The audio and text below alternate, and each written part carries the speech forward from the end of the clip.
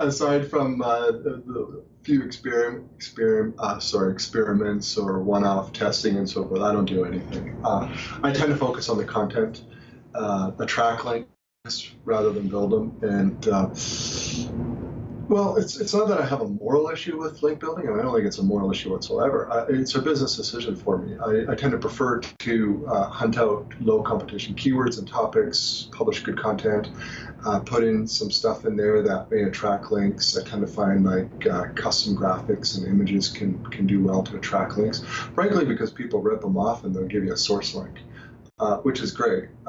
Steal all the stuff you want off my site as long as you give me a link. I'm happy about it. So yeah, that's what I do. I don't really do outreach. I don't. You do guest posts. I do some. I run experiments here. Like I said, I've got a bunch of sites, and some of them I use as guinea pigs. I try stuff, but that's really about it. So yeah, frankly, nothing. And can you talk a little bit more about like the content that attracts links? You mentioned images and any other like tips maybe people could test out. Yeah, I think. Well, I kind of came across this because I like linking out to good resources in my content that will help readers. So I find like statistics or data, or tables, charts, illustrations, a good photo. If you take a good photo for it or license one, these are all things that other sites will use on their site. They'll either just take it from you or ask you to use it.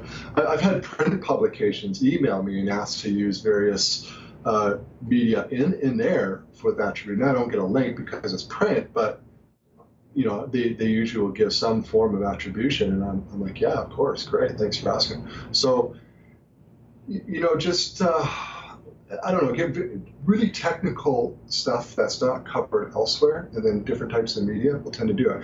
But I don't want to give the impression like, oh, if you put on 2 cool graphics on your website, the links are going to pour in, because it's not going to happen. It's sort of it's a big push, and it takes a lot of them, and some will work and some won't, and it takes a lot of content, and it takes a lot of time for other sites to find these.